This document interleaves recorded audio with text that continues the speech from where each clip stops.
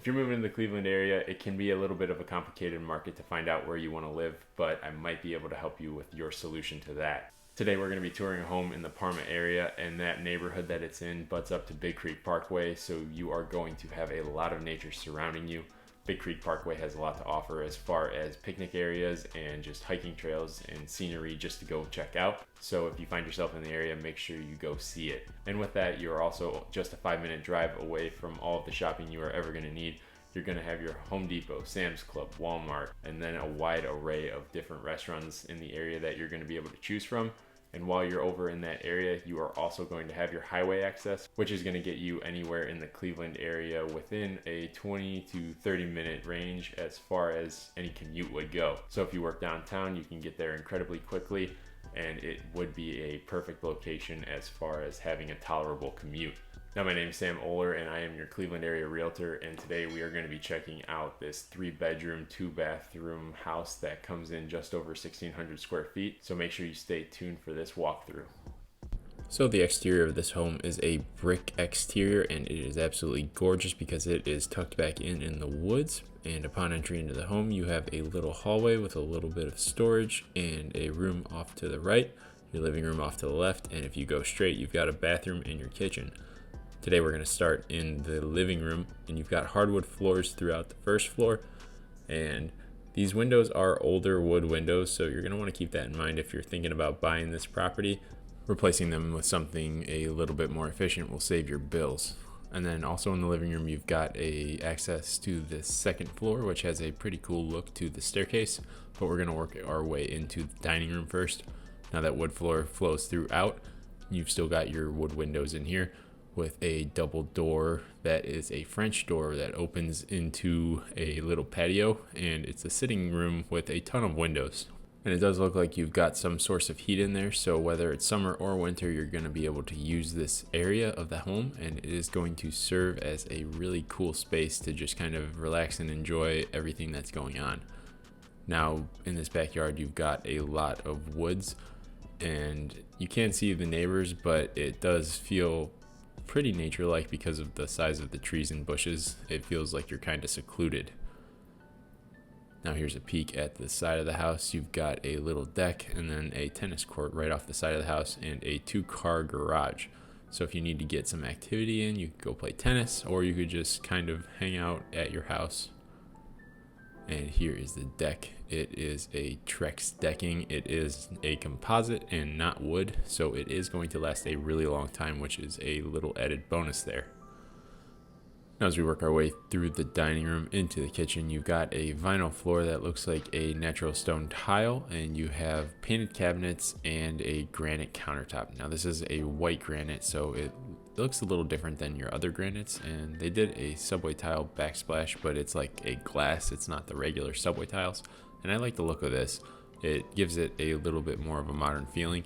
Then you've got stainless steel appliances. You've got the fridge, oven, and hood and dishwasher to match. And then you've got a little bit newer sink as well. Once they did the countertops, that's probably when they upgraded the sink. And as you work further into the kitchen, they used an accent tile behind the oven to give it a little bit different look throughout, and it's just those really tiny tiles. So I think that's like a sheet of tile. It's not actually each individual one put up. Now as you work further through the kitchen, you have access to the basement, and we'll run down there and check that out very quickly before we work further into the house. Now this flooring is tile, and I think it's asbestos, but as long as it's not disturbed in lifting up or chipping in any ways, you should be all right. All the wall paneling is wood, and it feels a little outdated down here, but if you were to paint the walls and just lay down a floor, it would feel a lot better as far as making it feel a little more modern. Now you've got your washer dryer hookup area over here, and I'm having issues with the camera trying to get it to focus, so I am going to just wave my hand around. Let's see if we can get it to fix itself. Maybe looking over into this area. There you go. So as we work our way back around the basement, I'm not smelling any moisture or anything, but I can see in this corner that a little bit is seeping through, and it is right next to the electric box, which is a newer electric box. You've got older hot water tank that looks like it's leaking, so that's probably going to need replaced sooner than later. you've got a high efficiency furnace, so it's a little bit better than the regular ones that you're going to normally see in these areas. Also, you've got a little bit more storage. Now with these basements, you're going to want to keep an eye on whether or not water's coming in, tell whether it smells or not, like if it's moist down there. The wood paneling's still in good condition, so it's telling me that there's no active problems, but that back corner by the electric panel might just need some rerouting of the water outside, and that normally fixes 90% of your problems. So as we start to work our way towards the front hallway again, you've got a little half bath with a painted vanity and the same countertop to match the kitchen, and then an older style mirror, and then just a regular toilet.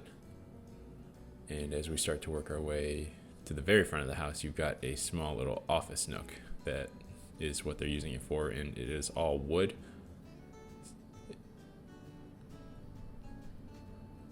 Now as we start to work our way towards the front of the house where we originally started in the living room, I'll give you another quick look. You can see the fireplace, and we will run upstairs to check out everything that is up there. Now the treads of the stairs are wood and the risers are painted white, so that is a little nice. It's not just staring at wood the whole way up. And you have your hardwood floors all throughout the second floor, as you can see in this first room. And all of the trim around the floors and the windows is original to this, so you're gonna have the style that gives the original charm of this home when you live here. Now as we start to work our way back into the hallway and into the bathroom is pretty outdated. If you did an epoxy on the tile on the walls, you're gonna make it feel a lot more new. However, it is still going to show through that you have the original tile on the walls, so it might just be worth redoing. Now as I'm looking a little closer at the shower, I can see that they did do a patch here, and it's not letting the tile sit evenly. So what that tells me is there was a leak there at one point that needed fixed, and they had to change the shower hardware. But it looks like it was alright because I did not see any leaks on the ceilings on the first floor. Now this other bedroom has a little bit of a walkout, which is kind of nice to step outside and enjoy the fresh air in the morning. You don't usually get that in this area. Now also, this closet leads up to the third floor where you have the opportunity to finish the space and have a little bit more living space. It's not going to make the best bedroom because the ceilings are pretty steep as far as the pitch goes, but it does give you a little bit more additional space if you wanted to like make an extra room up here and have the opportunity to do so. Now working our way into the last bedroom, you are going to have pretty much the same wood floor flowing throughout, same with the original trim on the windows and along the floors. And this room has a little bit more square footage to it, so you have the opportunity to fit a bigger bed along with a dresser in there. And we're going to start working our way back downstairs to take one last look at the living room.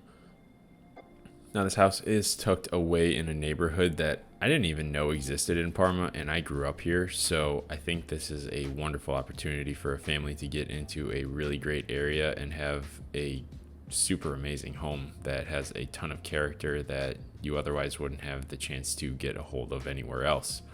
Now, as far as growing up in the city, I had a wonderful experience, so I am a little biased for the area, but I definitely would recommend this to someone if they were thinking about moving to the Cleveland area.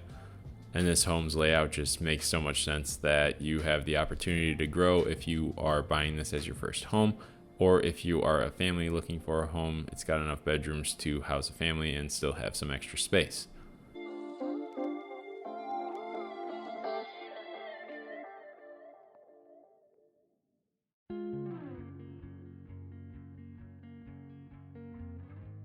If you made it this far in the video, I want to say thank you. It shows that you might be looking to move to the Parma area or maybe a surrounding area. Either way, I invite you to reach out to me. I can help you accomplish any goals that you have as far as real estate goes. If you need all of my contact information, you can find it down in the description below, or if it makes it a little bit easier, you can feel free to call or text me here. If you find yourself down in the description wanting to check out my social media, I would suggest you click that like button before you go because it is going to help me out a ton. But with all of that being said, I'm going to leave the video here. I'll catch you in the next one.